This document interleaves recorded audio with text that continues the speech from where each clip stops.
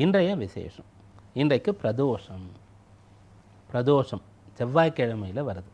அதனால் செவ்வாய்ன்னு சொல்லக்கூடிய கிரகம் சுய ஜாதகத்தில் என்ன தோஷத்தை பிரச்சனையெல்லாம் ஏற்படுத்துமோ அதற்கான தீர்வை தரக்கூடியதாக இந்த பிரதோஷம் இருக்கும். ஒரு பிரதோஷம் அப்படி சொல்லும்போது அடுத்தடுத்து ஒரே கிழமைகளில் வரக்கூடியதாக இருக்கும். மீண்டும் திரும்ப இது போல் செவ்வாய்க்கிழமையில் வரும், அவ்வப்போது வந்து கொண்டு இருக்கும். அப்போ நம்ம என்ன பண்ணணும்னு சொன்னால், ஒரு நல்ல விஷயத்தை அடையணும்னு சொன்னால் தொடர்ச்சியாக முயற்சி பண்ணுற மாதிரி, ஒரு பிரச்சனை தீரணும்னு சொன்னால் தொடர்ச்சியாக அதற்குண்டான தீர்வை நம்ம செய்கிற மாதிரி, இந்த செவ்வாய்க்கிழமை பிரதோஷமாக இந்த நாள்லெல்லாம் போயிட்டு நம்ம இந்த கடன், நோய், பகை போன்ற விஷயங்கள்லாம் சரியாகிறதுக்காக வழிபாடு செய்யணும். அதில் இன்றைக்கு ஒரு நாளாக இருக்கிறது. அடுத்து பிரதோஷத்தில் ஒரு விசேஷம் என்ன அப்படின்னு பார்க்கும்போது, முதல்ல இங்கே யார் சீஃப் அப்படின்னு பார்க்கும்போது சிவபெருமான், அம்பாள், சிவசக்தி, அம்மையப்பனாக இருக்காங்க. ஆனால் முதல்ல அபிஷேகம் நந்திக்கு பண்ணுவாங்க. அதுதான் இந்த இடத்துல மகத்துவமான ஒன்றாக இருக்கும். கோமாதா, காமதேனு, அதுக்கப்புறம் இது போல் ரிஷபாரூடர்னு சொல்லுவோம், ரிஷபம் காளை, எருது, இது நமக்கு ரொம்ப முக்கியமானது, தாய் தந்தையை போன்றது அப்படின்னு நம்ம சொல்லுவோம். இதில் சிவாலயத்தில் பார்த்தீங்க அப்படின்னு சொன்னால் இந்த இடத்துல ரிஷபம் இருக்கும், எருது, இந்த நந்தி அப்படின்னு சொல்லக்கூடியது, அதற்கு இன்றைக்கு முதல்ல அபிஷேகம் நடக்கும்.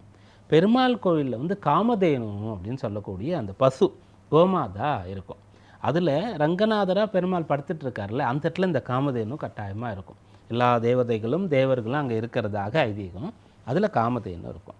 அப்போது நம்ம எந்த கோயிலுக்கு போனாலும் அந்த இடத்துல பசுவோ காளையோ இருக்கிறது அப்படின்னு சொல்கிறது. அந்த பசு நமக்கு பால் கொடுத்து அன்னையாக தாயாக இருக்கிறது. அந்த காளை, எருது அப்படின்னு சொல்லக்கூடியது அந்த விவசாயத்திற்கு பிரதானமாக இருந்து நமக்கு ஆகாரம், அந்த உணவு சக்தி கிடைக்கிறதுக்கு உறுதுணையாக இருக்கிறது அப்படின்னு நம்ம சொல்லுவோம்.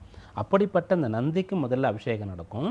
அங்கேருந்து தான் நம்ம ஸ்டார்ட் பண்ணோம். அந்த நந்திக்கு அபிஷேகம் செய்யும்போது, அபிஷேகம் செய்த பிறகு அந்த அருகம்புல்லினால் மாலை கட்டி நீங்கள் சாத்துறீங்க அப்படின்னு சொன்னால், அந்த அருகம்புல்லை அப்படியே மொத்தம் கட்டாக வாங்கி அதை நீங்களாகவே ஸ்லோகம் சொல்லிட்டு சிவசிந்தனையிலே இருந்து மாலையாக தொடுக்குறீங்க, அதை கொடுக்குறீங்க, நந்திக்கு மாலை சாற்றப்படுகிறது அப்படின்னு சொன்னால் கட்டாயம் உங்களுடைய அந்த பிரச்சனையானது தீரக்கூடியதாக இருக்கும். குறிப்பாக மனக்கசப்பு தீரும்.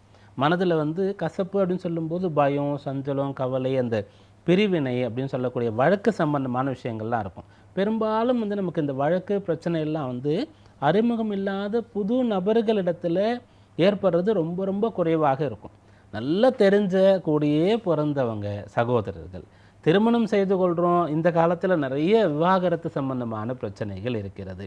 சொந்தக்காரங்களுக்குள்ள சொத்து சம்பந்தமான பிரச்சனை வருகிறது. அப்படியாக அது மன கஷ்டத்தை கொடுக்கும். இவங்க இப்படி நடந்துக்கிறாங்களே, இவங்க இப்படி ஒத்துழைக்க மாட்டேன்னு சொல்கிறாங்களே, இவங்க போல் வழக்கு தொடுத்துட்டாங்களேன்னு சொல்லி அந்த மனக்கசப்பு போகணுன்னு சொன்னால் அந்த நந்திக்கு அருகம்புல் மாலை சாற்றி பாருங்கள். கொஞ்சம் கொஞ்சமாக அந்த மனக்கசப்பு, அந்த பிரச்சனை அதெல்லாம் போயிட்டு நல்ல சந்தோஷமாக ஒற்றுமையாக சுபிட்சமாக இருக்கக்கூடிய யோகம் கிடைக்கும். அப்படியாக இன்றைக்கு பிரதோஷம் முதல்ல முக்கியத்துவம் நந்தியம்பெருமானுக்கு, நந்தி பகவானுக்கு. அவரை வழிபட்டு அம்மையப்பனை தரிசிப்போம். இந்த பிரதோஷ பலனை முழுமையாக பெறுவோம்.